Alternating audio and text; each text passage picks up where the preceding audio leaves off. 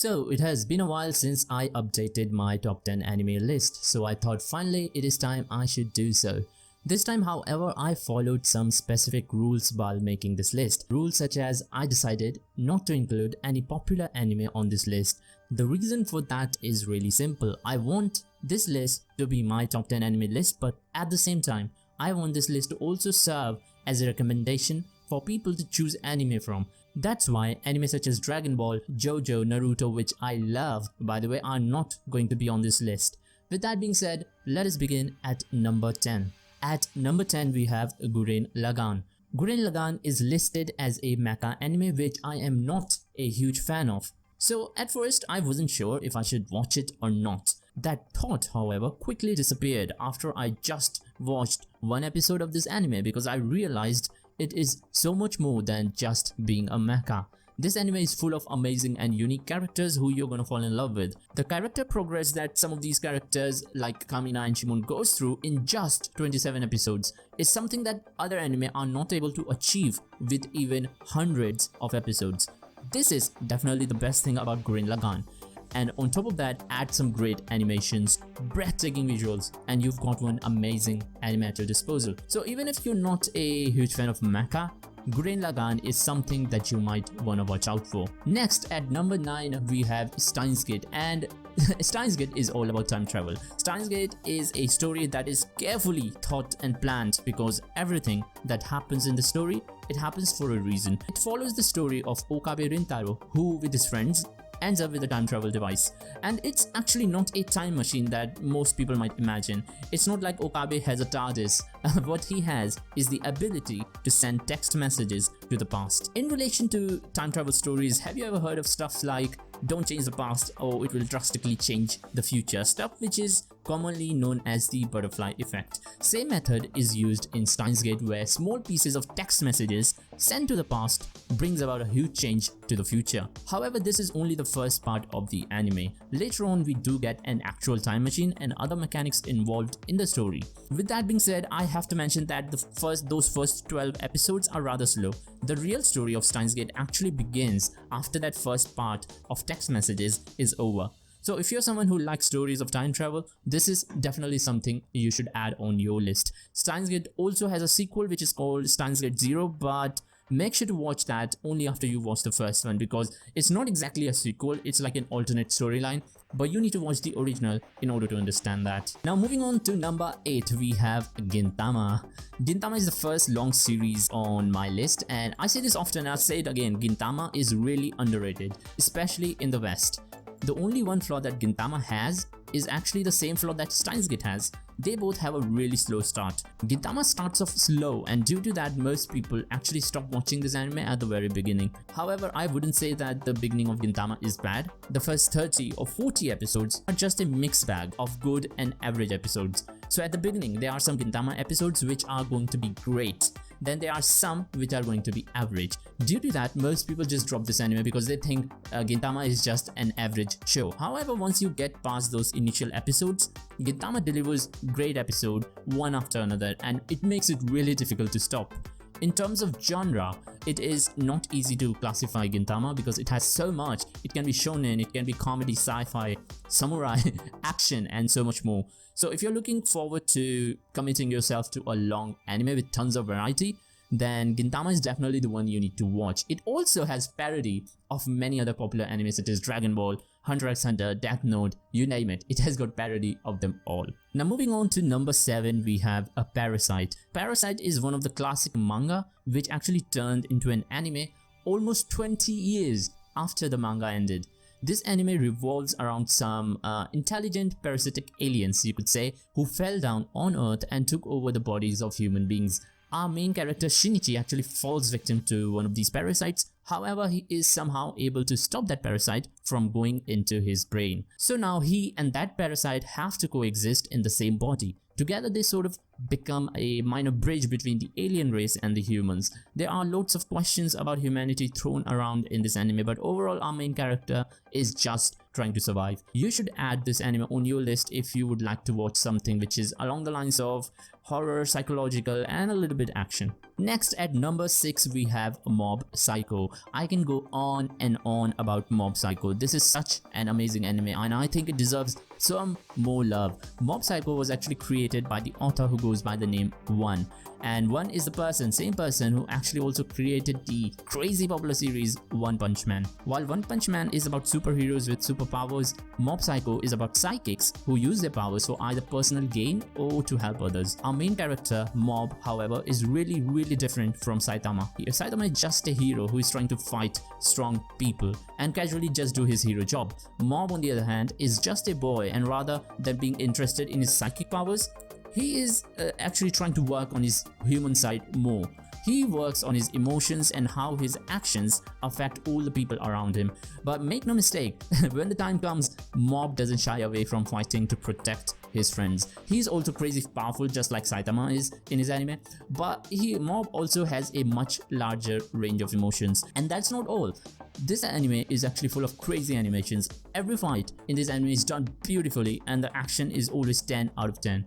For all those reasons, Mob is number 6 on my list. And now the next anime is something that I watched a long time ago and I'm surprised not many people talk about this these days. Number 5 on my list is Bakuman. Now Bakuman is a series which is made by Takeshi Obata and Tsugumi Oba. This is the same duo who made Death Note. However, the two series Death Note and Bakuman are very different from each other.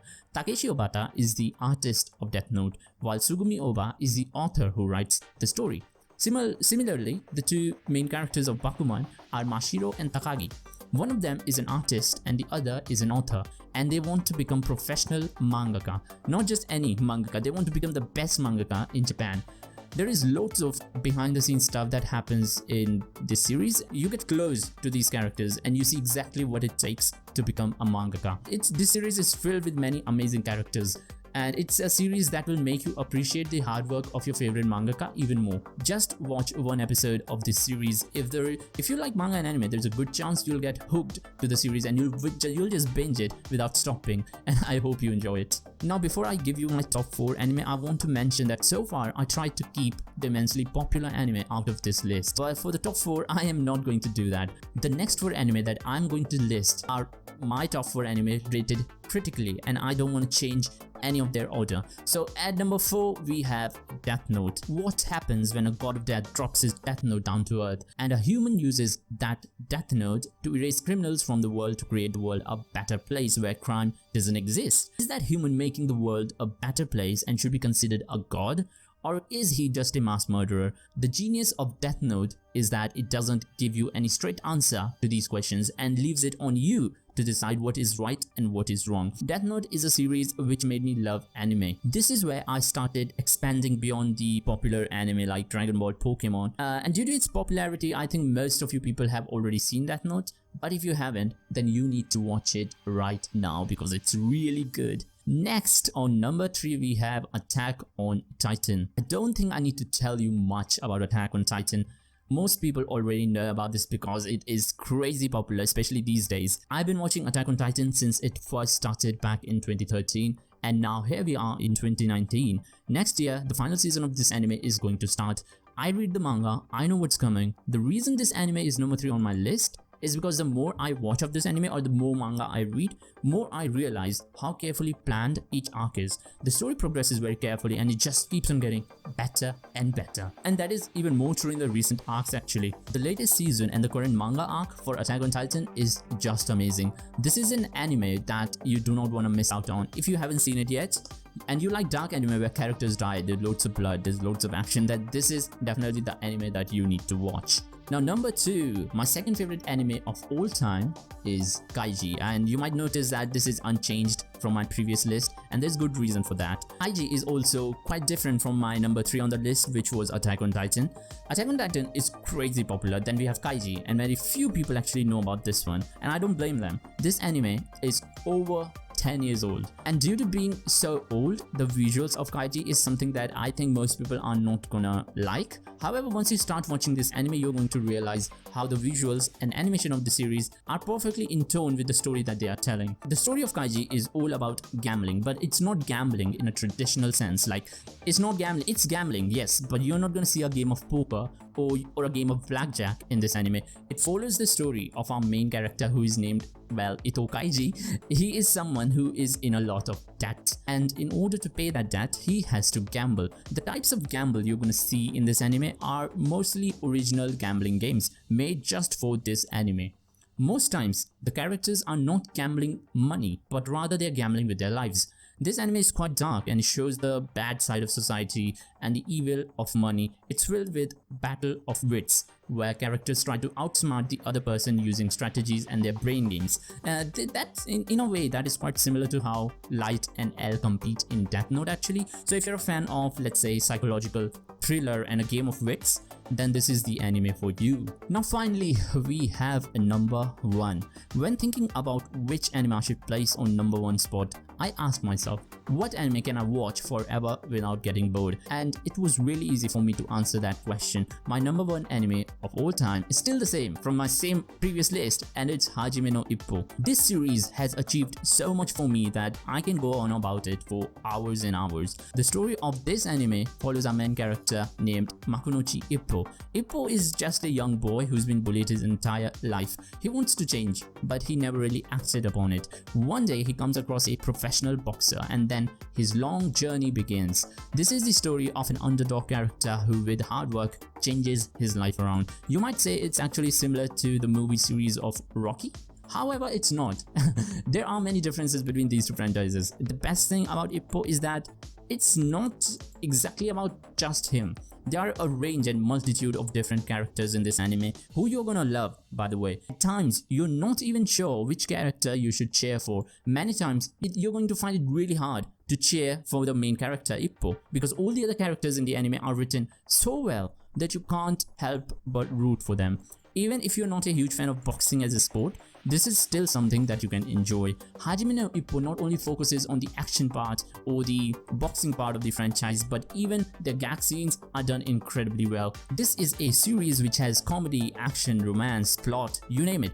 It has a massive cast of support characters who are just as interesting as the main one. There is hardly anything I dislike about this anime, and if I was given the chance, I'd watch this anime forever without getting bored. I could still go on and on about Hajime no Ippo, but I think this video is already pretty long, so I'm gonna stop. So what did you think? This was my top 10 anime list, and if you want, you can list your own top 10 down in the comments below. My Twitter and other social media is listed below as well. Give me a follow, come join the club, enjoy your stay, and I will see you in the next video.